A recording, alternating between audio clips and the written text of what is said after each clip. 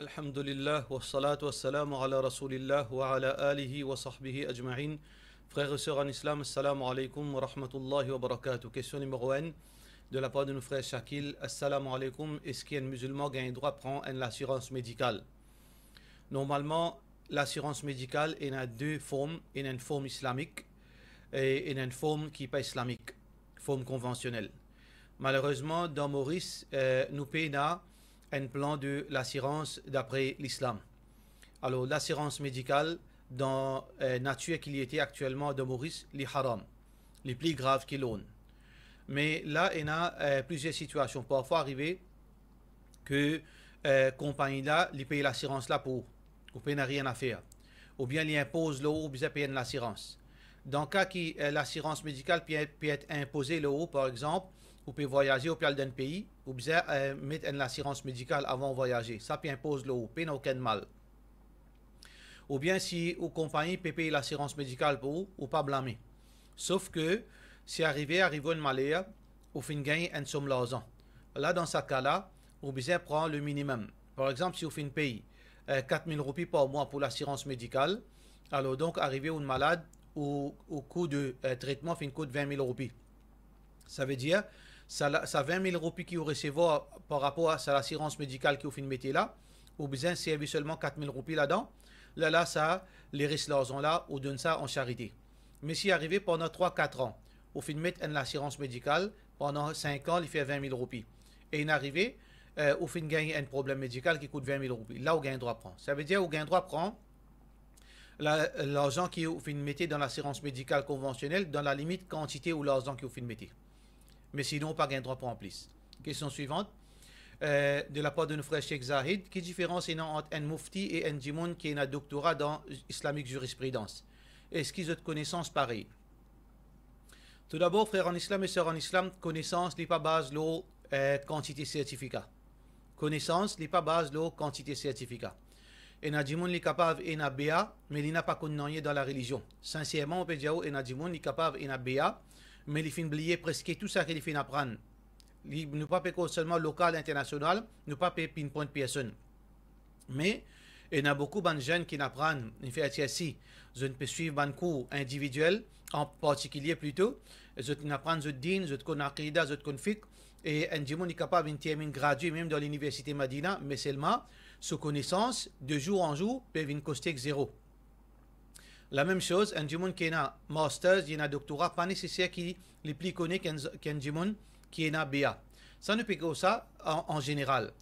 Mais définitivement, un djimoun qui apprend BA, il supposé n'a plus beaucoup de connaissances qu'un djimoun qui n'a pas BA. Un djimoun qui apprend master, il supposé n'a plus de connaissances qu'un djimoun qui apprend BA. Un djimoun qui apprend doctorat, définitivement, il supposé n'a plus de connaissances, plus de maîtrise qui les autres qui emballent dans des degrés. Alors ça, c'est la première partie. La question de mufti. Normalement, mufti, c'est pas aucun degré académique qui appelle mufti.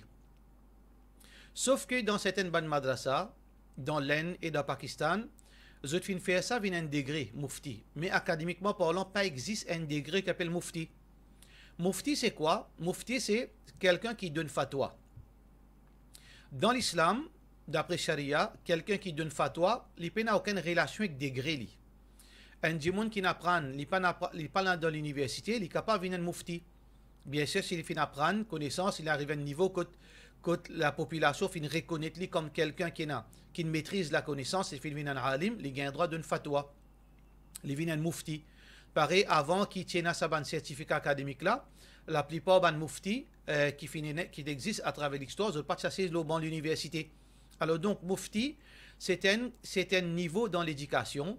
Quand un djimoun arrive à un niveau, il gagne compétence, quand là, soit l'autorité islamique, soit un djimoun considéré un mufti. Mais aujourd'hui, il y a un certificat mufti qui est donné dans une madrasa dans l'Inde et le Pakistan. On va prendre 4 ans, on va prendre 5 ans, on gagne un certificat mufti. Alors, nous ne sommes pas là pour critiquer ce certificat-là, ni pour dire bon, pas bon. Mais nous nous fait montrer où la réalité de sa titre mufti là. Et un mufti, c'est par rapport à niveau de ses connaissances.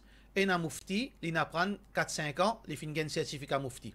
Alors donc, laquelle qui est vrai mufti, ça c'est dans la réalité, on peut le comprendre, laquelle qui est vrai mufti. Alors donc, Pas aucune relation directe entre, nous pas capable de faire une comparaison entre doctorat et mufti. Parce que, comment nous dire, mufti, c'est pas un niveau académique, ça. C'est juste une action qu'un démon lui donne fatwa. Alors, donc, normalement, dans le monde islamique, quelqu'un qui donne fatwa, actuellement dans l'époque moderne, quelqu'un qui donne fatwa, il a besoin d'un minimum PhD pour être capable de commencer à donner fatwa. Mais pas nécessairement, islamiquement parlant, il n'est pas nécessaire qu'un démon qui est en bas, il y en a bien, il n'a pas le droit de donner une fatwa. Individuellement, il est capable de rendre une réponse.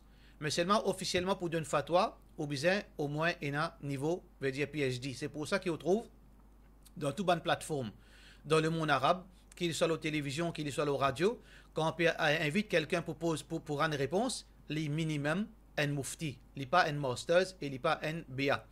Allahu alam, Allah plus. Question suivante, de la part de WZ Gaming. Mais comment nous connaît qui nous gagne sommeil, nous dormir, oiseau cassé.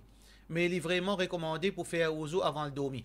Ça veut dire, nous ferait gagner confusion, mais oiseau cassé quand dormir. Mais qui fait nous besoin de faire oiseau pour nous dormir. La question de faire oiseau avant dormir, c'est que les représente nos dernières actions. Nos dernières actions nous fait dormir l'eau, l'ablution, avec l'ablution. Ça veut dire si nous morts, ça veut dire le dernière action qu'il nous fait faire, c'est l'ablution. Nous fait dormir pour un grand ibadat. Parce que l'ablution, c'est un ibadat. Ça veut dire la dernière ibadat qu'il nous fait faire, c'est qu'il nous fait purifier nous. Alors c'est pour cette raison que les sunnah, ça veut dire, il n'y a pas une question qui, si oiseau cassé, mais qui utilité me faire oiseau, non. C'est le départ, quand on peut dormir, on commence avec oiseau. Alors donc, nous pouvons lever la dernière action qui nous fait faire quand nous levons le jour du Qiyamah. Ça veut dire que la dernière action, c'est oiseau, c'est une action qui est noble. C'est pour ça qu'il est recommandé de faire oiseau avant de dormir. Question suivante. Salam alaikum, Ustad. Quand le soleil peut lever et quand le soleil peut coucher, nous pas gain droit de faire salat. Et il y a un hadith qui dit qu'il ne pas faire salat pendant que le soleil est levé ou bien le soleil est couché. Parce que le lever l'eau et le coucher l'eau contre shaitan. Alors donc, c'est un hadith qui est rapporté par Musnad Abi Ala, un hadith authentique. Alors donc, il peut demander une explication. Tout d'abord, ce hadith-là peut cause concernant nafil, pas namaz faraz. Namaz faraz, dans tous les nous gagnons droit à faire. Quand le soleil peut lever, quand le soleil est au zénith, quand le soleil peut coucher, si un dimanche il finira namaz fajar, le soleil peut lever 7h. Il finira namaz fajar, il lever 7h moins 10, il finit faire oiseau, il arrive 7h. Est-ce qu'il y attend? Non, il ne pas attendre de faire ce namaz dans sa là même. Il n'y a aucune divergence. Normalement, majorité ban ulama dit concernant namaz faraz, il n'y a aucune relation avec ce hadith. Ça, c'est premier. Deuxième partie, nous devons comprendre que ce hadith-là peut concerner ban nafil. À ce là nafil est divisé en deux catégories. Qu'on appelle tout d'abord nafil mutlaq. Il y en a un autre qui appelle nafil dhawatul asbab. Nafil mutlaq, c'est quoi? Nous connaissons qu'il est permis pour faire des rakats quand on a envie. Alors, donc, ça s'appelle ça nafil mutlaq. Par exemple, je précise dans masjid, il arrive 4 heures, et je peux annoncer pour faire azan pour donner dans 15 minutes. Je lever, je fais des rakats, appelle ça nafil mutlaq. Un nafil qui n'est pas associé avec aucun événement. Par contre, il y en a un autre qui appelle nafil dhawatul asbab. Dhawatul asbab veut dire, je peux faire ça dans une raison. Par exemple, des rakats comme on rentre dans masjid. Je fais des rakats après que je finis faire wazou. Ça s'appelle ça dhawatul asbab. Alors, ce hadith-là aussi, pas concerne ban nafil qui appelle zawatul asbab. Ça veut dire c'est un dimon. Les parents de masjid. Et il arrive là, coucher, veut dire par exemple coucher de soleil. Le soleil peut coucher. Il rentre dans masjid. Est-ce qu'il a un droit de faire des rakats tahiyatul masjid, même dans sa là? Majorité ban ulama dit oui. Il a un droit de faire nafil dans sa là. Si un dimon, il rentre dans masjid, soleil au zénith, est-ce qu'il a un droit de faire des rakats, les fins faire oiseau, est-ce qu'il a un droit de faire des rakats tahiyatul oiseau? Il a un droit de faire des rakats tahiyatul wudu. Alors donc, ce hadith qui vous peut dire là, oui, c'est un hadith authentique, mais il peut concerner ban nafil mutlaq. Veut dire un nafil qui, mon envie fait des rakats, mon lever, est-ce qu'il m'a fait? Là, mon bizarre prend en compte, sa ban l'air qui n'est pas autorisé là. Question suivante. Est-ce qu'il m'a un droit, et un camarade garçon? Est-ce que si mon husband pas connu, est-ce qu'il m'a gagné droit continuer et na ex friendship? Est-ce qu'il y a un péché? Dis-moi sa punition qui est dit. Jazakallah. Alors, tout d'abord, un monsieur, est-ce qu'il gagne droit causer qu'une madame le téléphone? Bien sûr, il gagne droit causer. Est-ce qu'une madame gagne droit causer qu'un monsieur? Bien sûr. Est-ce qu'il gagne droit envoyer un message? Pas aucun problème. Mais quand il gagne droit ça, pour une raison valable, pour une raison nécessaire. Par exemple, un call téléphone vient à la maison et ce monsieur n'est pas là. Est-ce qu'il gagne droit d'adresser la parole avec monsieur là? Oui. Ou bien ce monsieur donne un travail pour quitter un message si un tel téléphoné dit à lui telles affaires. Est-ce qu'il gagne droit à cause avec lui? Bien sûr. Ou bien madame, il travaille de social. Il travaille de social, alors il a besoin d'un contact en dehors. Il y a ce travail professionnel. Il y a un dimon, il travaille soit un professionnel, soit un travail social. Il y a beaucoup de gens contacté lui à cause problème, misère, peine à manger, etc. Est-ce qu'il y a un droit à cause avec eux? Peine aucun problème. Dans ce contexte-là, peine aucun problème. Bien sûr, avec la corité sur ce monsieur, avec sous contrôle de ce monsieur et supervision de ce monsieur, peine aucun problème. Par contre, comme on fait dire friendship, est-ce qu'il y a une madame mariée ou bien une jeune fille dans la case qui a un droit de faire camarade avec Tifi et garçon? Non, il n'a pas un droit de faire camarade avec Tifi avec garçon. Ça veut dire un monsieur n'a pas un droit de faire camarade avec Tifi et une madame n'a pas un droit de faire camarade avec garçon. Parce qu'Allah subhanahu wa ta'ala qui fait dire nous, wala taqrabu zina. N'a pas approche avec zina. Ça veut dire qu'il y a une l'autre de la part d'Allah subhanahu wa ta'ala. Allah subhanahu wa ta'ala pas dire pas faire zina, fait dire nous n'a pas approche avec zina. Alors donc quand un monsieur il fait camarade avec un tifi qui n'a aucune relation familiale avec lui, ou bien un tifi il fait camarade avec un garçon qui n'a aucune relation familiale, définitivement il peut ouvrir la porte vers le grand péché de zina. C'est pour ça qu'il est haram. Il est haram pour rendre de sa bonne relation là. Alors donc définitivement c'est un gros erreur qui demain un monde capable coûte ça coûte cher, il est capable de tomber dans beaucoup de problèmes. Il y a beaucoup la case fin cassée avec ça. Il y a beaucoup de réputation finale avec ça, cette chose-là. Alors, nous, Allah subhanahu wa ta'ala fait donner une réputation, on besoin garder une réputation, on besoin prothèse ou la case, et surtout, si vous ne pas connaît, c'est une trahison. Si vous ne pas connaît, c'est une trahison parce que relation monsieur madame, c'est une relation qui base la confiance mutuelle. Alors, si une madame peut faire ça de ce monsieur, c'est une grande trahison qui est haram et il y a un grand péché devant Allah subhanahu wa ta'ala. Question suivante. Salam alaikum, Cheikh. Est-ce qu'il gagne droit de faire élan de masjid pour dire ban djimoun, faire dua pour ban malade? Est-ce qu'il gagne droit faire dua mayat? Est-ce qu'il gagne droit un mayat gagne droit faire élan? Jazakallahu khairan. Normalement, il y a un hadith quand Rasulullah sallallahu alayhi wa sallam fait une piste quand c'est un bédouin qui vient devant masjid. Il se dit est-ce que je trouve mon chameau qui ne peut dire? Alors Rasulullah sallallahu alayhi wa sallam dit la raddallahu alayk. Qui Allah paraît tout un tas de chameau. Parce que ça m'a dit là, pas fait pour faire i'lan, chameau. Veut dire, ici dans ce hadith-là, il est spécifique à quand une petite chose une péadi. Est-ce qu'il y a un droit de faire un appel pour retracer ou quelque chose péadi? Ça n'a pas un droit. Mais seulement les autres formes d'i'lan. Alors, il y a plusieurs détails là-dedans. Est-ce qu'il y a un droit de faire i'lan, par exemple, il y a un restaurant ouvert? Les peuvent vendre quelque chose pour marcher. Est-ce qu'ils ont un droit de faire i'lan dans masjid? Non, pas un droit. Parce qu'il n'y a aucun i'lan concernant le business qui a un droit de faire dans masjid. Rasulullah sallallahu alayhi wa sallam dit si tu trouves des gens qui concernant le business dans masjid, al-veli jali qui Allah permet de barakat dans ton business. Ça veut dire, i'lan dans masjid qui concerne l'argent, qui concerne business plutôt, profit, des gens qui gagnent profit, n'a pas un droit, il est haram. Et dans la même catégorie, ban pamphlet ou bien ban calendrier qui en bas est un sponsor. Ça n'a pas un droit à afficher dans masjid parce que c'est une forme de i'lan, c'est une forme de publicité qui pour gagner l'argent. Ça doit être complètement défendu dans masjid. Deuxièmement, faire i'lan pour des gens qui sont malades ou bien des gens mayet. Alors, ban ulama dit un gens malade, ou bien des gens qui sont normalement pas gain droit faire i'lan de masjid pour une nouvelle mayet ou bien des gens qui sont morts. Qui fait? Parce que c'est pas une place i'lan, ça, c'est pas une radio, ça, masjid, pour nous faire i'lan. Ça veut dire, parce que Rasulullah sallallahu alayhi wa sallam fait montrer, sa place, c'est une place pour faire dhikrullah, pas pour faire i'lan. Mais seulement, ban ulama fait mettre une flexibilité dans certains cas spécifiques. Par exemple, mutawalli masjid, ou bien un grand savant in mot, ou bien ban quelque chose pareil, un grand savant qui fait une mot, ou bien pour Jiboun al-Mayyat, ou bien mutawalli masjid in mot, ou bien imam in mot, ou bien un Jiboun qui rend sa masjid, sponsor qui tous les mois lui donne l'argent pour financement masjid. Ça ban Jiboun là, pour honorer autres, gagne droit à faire i'lan. Ça c'est l'opinion de Cheikh Uthaymin rahimahullah ta'ala. Pour ça ban Jiboun là, nous gagne droit à faire i'lan pour honorer autres. Parce que c'est ban Jiboun qui est noble. Parce qu'ils ont une relation avec Masjid, la case d'Allah subhanahu wa ta'ala. Mais pour les men, nous n'avons pas ouvert ça la porte parce qu'il grammatait tantôt nous faisait faire I'lan l'amour. Et ça, c'est deuxième catégorie. Par contre, il y a une troisième catégorie, l'urgence. Et il y a parfois une urgence qui nous besoin faire un appel. Par exemple, nous pouvons faire une causerie, un djimoun, comme d'habitude, les musulmans sont mal parqués avec l'auto. Ils ont bloqué un contour, djimoun, puis il y a une difficulté. Alors donc, djimoun là, il peut assister, il peut écouter causerie, il fait une mal parqué sur l'auto, et ça peut cause contre, veut dire, peut arriver un inconvénient pour les autres djimoun, le chemin. Alors, imam peut dire, voilà, tel numéro l'auto, tiens sur l'auto. Est-ce qu'il y a un droit? Ça, c'est nécessaire.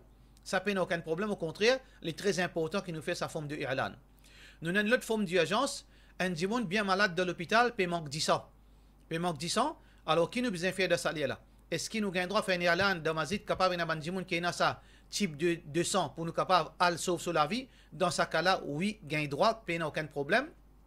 Beaucoup de cheikh font cause là. Parmi là, dans Cheikh Al-Suhaimi, malgré qu'il n'est pas un grand mufti, mais seulement un djimoun qui a beaucoup de connaissances. Alors, lui, parmi ce l'opinion, dit oui, ils ne font pas partie dans sa catégorie qui n'a pas de hadith là, au contraire, c'est une catégorie qui font partie dans la brotherhood, veut dire dans la fraternité islamique. Question suivante. Quand mon marié, moi et mon madame, nous faisons mariage civil, est-ce qu'il y a un droit ça? Mon madame, il ajoute ce nom, ce nom avec monsieur nom, ou c'est capable de, ou tu dis qu'il n'y a pas un droit sans ce nom. Et dans le cas dans ce cas-là, qui besoin faire, les finis ajoute ce nom-là. Normalement, mariage civil, il n'est pas encouragé. Il n'est pas encouragé à faire mariage civil parce qu'il y a beaucoup de situations quand il y a un problème dans la vie pratique d'un musulman. Mais seulement, parfois, il y a une nécessité. Quand un djimoun il peut un choix, il besoin marier pour sécuriser lui-même, ou bien pour une raison du bien, etc. Ça, c'est une petite chose, c'est un avis qui est plutôt un avoué ou bien un avocat qui est capable de conseiller nous là. Est-ce que dans mon cas, je suis supposé marier civil ou bien je pas marier civil? Ça, c'est une question plutôt légale. Alors, nous quittons légal à Bandimoun qui connaît la loi. Deuxièmement, concernant sans nom, définitivement, un djimoun n'a pas un droit de prendre nom. Ce monsieur, il n'a pas un droit sans ce nom.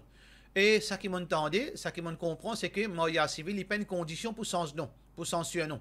Une madame est capable de garder ce nom, ou bien elle est capable, ensemble avec ce nom, ce monsieur, il est capable de mettre ce nom. Alors, dans ce cas-là, il n'y a pas un problème si madame-là, il a ce nom et ce nom, il est resté, il n'y a aucun problème dans ce cas-là.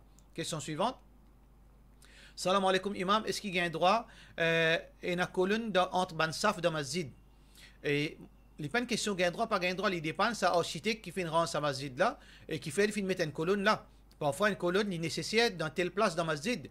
Alors donc, il y a différentes structures pour rendre un Masjid et dans Masjid, obligé la colonne de 3 places. Alors donc, question là, veut dire, est-ce qu'il y a un droit à la colonne? Il n'est pas posé. Ça veut dire ça, il dépend de la construction Masjid là. Deuxièmement, si déjà la colonne, qui besoin faire dans ce cas-là?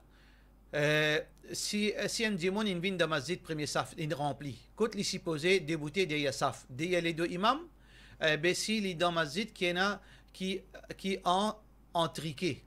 On ne comprend qui veut dire entriqué. Quand arrivé dans un nombre de saf, il n'a pas gagné les deux imams. Qui il besoin faire dans ce cas-là? Est-ce qu'il a un droit arrive un moment dans Masjid quand pas gagné les deux imams? Ce qui me comprend de cette question-là, c'est qu'un monsieur, un djimoun tout simplement, il peut dire ça veut dire il peut demander non. Est-ce qu'il a un droit de faire namaz si il y a une colonne? Est-ce qu'il a un droit de faire namaz côté de la colonne? Oui.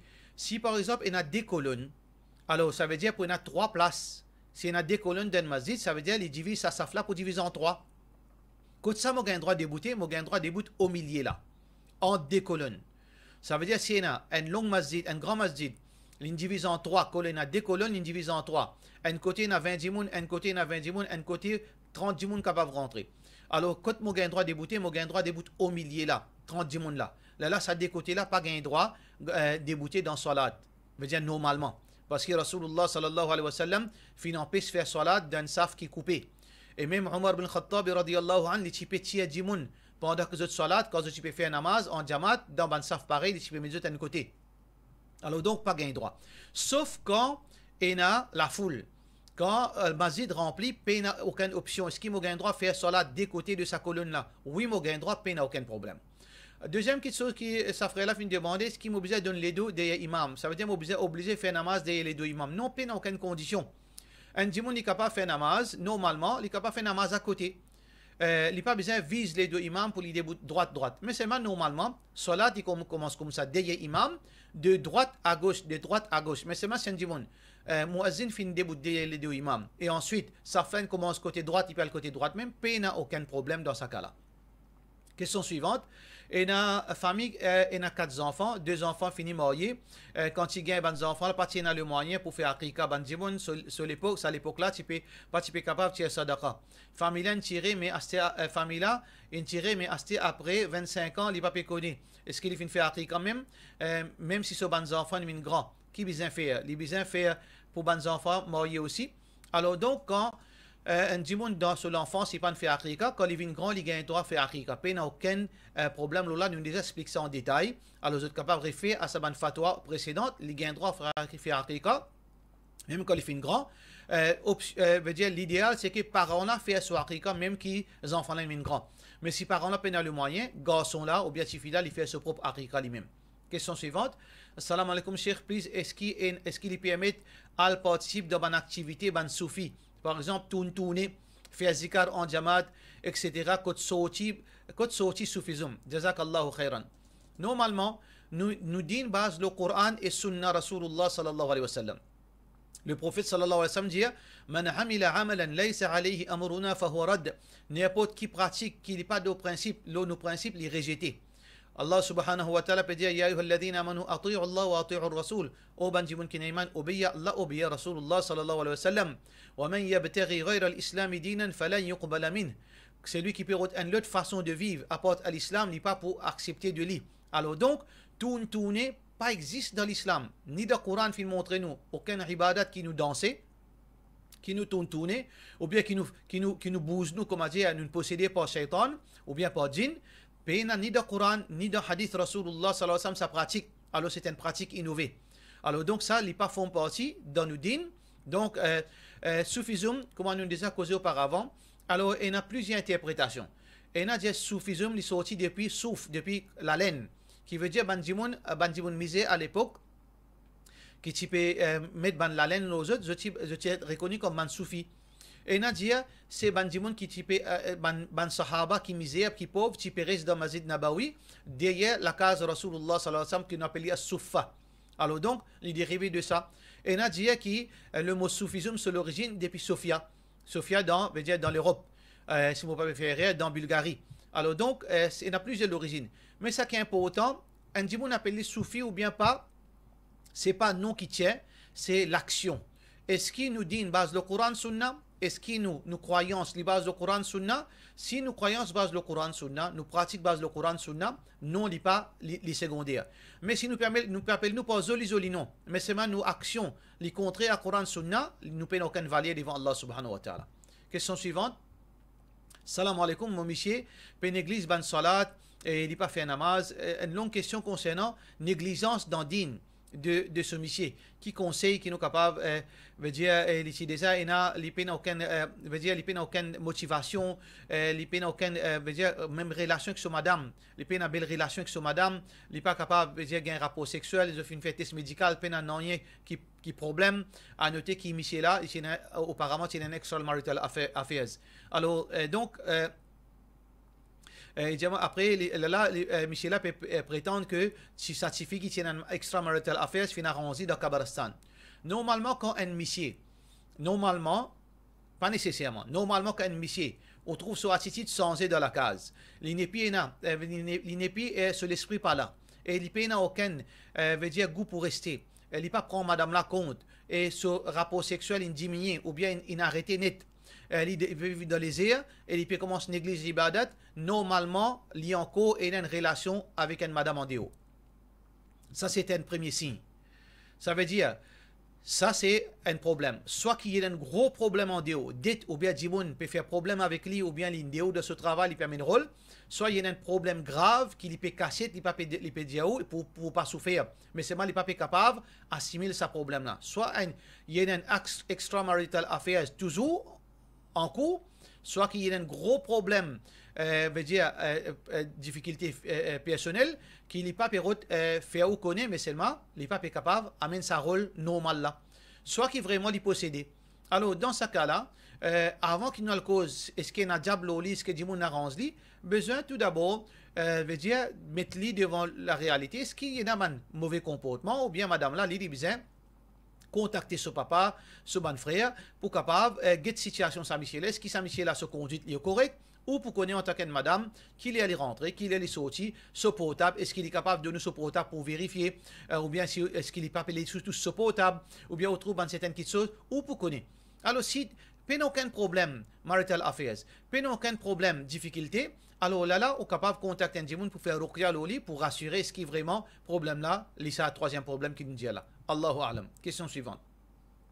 Salam alaikum, moi et mon monsieur, nous mariés fait des ans. Son papa, depuis, son maman, depuis nous mariés, il crée problème, il crée des autres de la famille, et fait toute la famille par cause de son garçon et sa belle-fille.